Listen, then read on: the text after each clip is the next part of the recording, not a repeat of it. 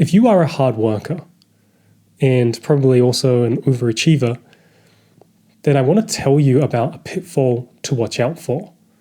Because there are so many people in this world that work incredibly hard, but they're working incredibly hard on making a life that isn't theirs happen.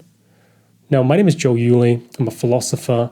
I'm deeply obsessed with vocations and callings and knowing our path in this existence.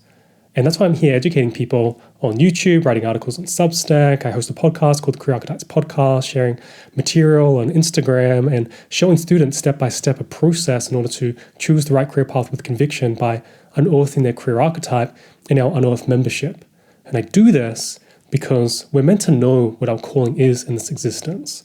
And it's a tragedy that so many people don't know what their calling is, or even if they do, they don't know how to make it happen in the 21st century. And when it comes to working really, really hard, it's applauded. You hear it on social media, work 80 plus hours, wake up extra early so that you can work and work and work, and then that's how you get ahead. And there really is something beautiful about people that work really, really hard. But there's a big problem with it. I remember when I was talking to a student a little while ago where I told her to stop getting promotions. Stop getting promotions. Stop getting bonuses. Stop getting the accolades to move up in this path. And the reason I was telling her this was because she knew deep down that this wasn't the path for her. This wasn't what her calling was all about. Now, she didn't quite know what her calling was at that time. However, she was working so hard on a life that wasn't hers, that it was taking her further and further away from the thing that she was actually meant to be doing in this life. She had originally got the job in its different form. She ended up getting the job in this sort of admin role in the beginning, and it was meant to be temporary. And then she started working really hard, exceeding expectations, going the extra mile. The extra mile that takes you way away from your calling, but she was going the extra mile. And over time, she started moving up in the company. Moved up, moved up, moved up. She started scaling up the ladder. And all of a sudden, she's in this higher position where I think it was a marketing officer, CMO, and overviewing so much of the company and its strategy and how it gets seen in the world. And she was deeply unhappy. But she couldn't help herself because she was wired in such a way where she had to work, she had to do it. She had built such a reputation around herself that, hey, she's the go-to person. You come to her when you need something done.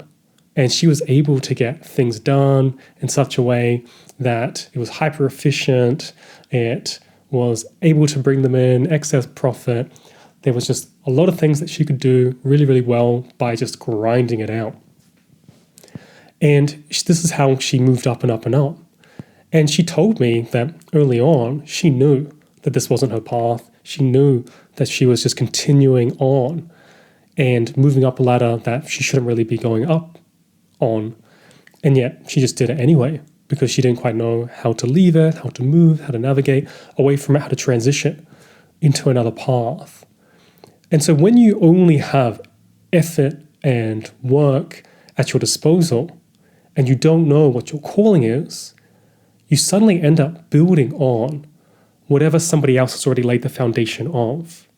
And for her, it ended up taking her within a company to a high point where she was getting a high salary, where she had a lot of power and a lot of control, but deep down it was like, this isn't it. This isn't what I'm meant to be doing with this life.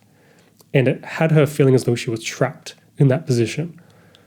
Because how does she get out of it? She has to break reputation. She has to break this persona that she's built of being the person that should be gone towards when something needs to happen. And she also had the side of herself that was, deeply loyal, obviously deeply conscientious and caring towards others. It's also very, very agreeable. She wanted everybody in the group to get along. She didn't want to disrupt this, which is why she just kept taking on extra workloads with a smile. And this period of her life was basically consuming her with work that wasn't what she was meant to be doing. Now, what you need to pair hard work with, right? Because we don't want to say that hard work is bad. Hard work is negative. It's not. Hard work is awesome. If you can work hard for long periods of time, that is a gift, that is a talent, that is amazing. But it needs to be paired with proper intention. And proper intention means knowing what it is that you truly want to be doing in this existence. If you pair hard work with proper intention, it can take you to places that you're meant to be. But if you just simply pair hard work with whoever's going to pay you the most, whoever's going to applaud you the most, suddenly you've gone in a direction that is far, far away from what it is that you're meant to be doing and doesn't feel aligned, doesn't feel congruent to your own personal soul. And knowing the intention part is often a part of the journey for people that work really, really hard and do really, really well, is that they've become this disassociated being from who it is that they are, and they've latched on to someone else's vision of their life. And so they're building that vision. And they don't even really like that vision. It's like, okay, I'm not even sure if I want this thing to exist, but I'm really good at it. Just because you're good at something doesn't mean you should be doing it. So they'll go and they'll build this vision, and then they'll feel trapped. But there is absolutely a way to get out of it, and that is to connect into the intention of what it is that you're meant for. This compass point that can give you the insight that you need. This thing that I call the career archetype. Now, I also went through this when I was transitioning, or prior to my transition, out of an insurance gig and into understanding that, hey, I'm a philosopher and I'm deeply obsessed with vocations and paths, and that's what I want to be doing in this life. And this was over half a decade ago. This would have been about 7 years ago, where I was going over and trying to help the company that I was working with, and I was just exceeding all expectations. And I would go above and beyond for the boss. I would go above and beyond on hitting all the KPIs and more. I would be working extra hours. Any sort of backlog, I would take that on. I'd be like, yeah, I can take that. I can take on more. I can help out more, and would just be always trying to do more. And yet I was building a life that wasn't meant for me. I wasn't meant to be in the insurance world. That wasn't what I'm called for. That wasn't what I feel passionate about. That isn't something that I'm obsessive about. I'm not going over every single detail of an insurance claim and being like, whoa, yeah, that's totally something that I'm interested in. Instead, it was just something that got me paid, but I have this thing within me that enjoys doing the work, or wants to do the work. Doesn't always enjoy doing it, but there's a part of me that wants to work, that feels useful, feels productive, and feels content by doing work. But it was paired with someone else's intention. It was paired with someone else's vision of what it is that I should be doing and the life that's meant for me. And if I didn't detach from that, I would have just built myself into this person within this insurance company and been, underneath deeply unfulfilled, which was what was going on. And so you have to know what your intention is. It's not until you connect into that and pair it with your hard work that it can properly direct you, properly take you to the place that you need to be going in this life. And so if you are somebody that works really, really hard and you sort of have a feeling that, hey, this isn't quite the path for me, I would highly encourage you and invite you to start reflecting on what it is that you actually want. A great thing to do is to go back to when you first started that position where maybe you thought, hey, this is just a temporary job. We can even go back into college and you can start to think, okay, what was I deeply interested at that point in my life? What was I getting pulled towards around that time? And prior to working really hard on something that, I sort of fell into, what was I getting pulled towards? It might start to give you some insight about your original intention. And our original intention might not be the absolute correct thing for us. It might not be, hey, this is the exact path that you need to be following, but it often holds clues and hints as to what it is that you are meant to be doing, as opposed to walking down a temptation path. And working really, really hard can cause people to walk down temptation paths. And temptation paths are paths that take you away from your true calling by providing you with some alternative path that sometimes can have clearer steps, or can have a certain type of validation, or can have a sense of security within them, and yet it's not the actual thing that you're meant to be doing. And so going back on, hey, why did I even start this position for? What was I thinking about prior to this? What did I think that I couldn't pursue?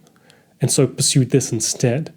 By mulling over this stuff, you start to get a better idea of what the actual intention that needs to be paired with hard work is. And this is something that happens in the introspection phase. It's a phase of knowing your vocation, knowing what it is that you're meant to be doing with this life by going into the interior landscape of yourself and really mapping out your own inner terrain. Who are you? What is it that you're meant for in this life? What is it that you desire? Where is it that you're meant to be going? Why aren't you going in that direction, and what's holding you back? Why do you think it's holding you back? And being able to overcome these types of unaware understandings of yourself and map it all out begins to reveal the fertile ground that your career archetype can come through in, meaning that you start to get an understanding of what it is that you're meant for and begin to pair it with hard work. And like I said, hard work, being an overachiever, is an amazing thing. It's something that is incredibly useful as you walk your path, but you have to connect it with the right intention. And if you're interested in unearthing your very own career archetype, learning what it is that you need to know in order to choose the right career path with conviction, then I would invite you to explore the Unearth membership, where I show members step-by-step how to choose the right career path with conviction by going through this unearthing process. We go over people's their psychology, their personality, their very own life mythology. We also go over their different barriers that are holding them back and really get to the root cause as to what is going on here and can we identify that. For example, if you fear failure, why do you fear failure? What is your understanding of failure? Do you realize that in order to succeed, there's always going to be a risk of failure? Do you understand that logically, or do you understand that viscerally? And we really go through and map out the entire inner terrain so that you can know what your calling is, and then put all that hard work and effort that is natural within you that you want to use, that you want to serve the world with, into a way that feels deeply aligned so that you can also pursue a life that you love. And so if you're interested in that, check out the link below.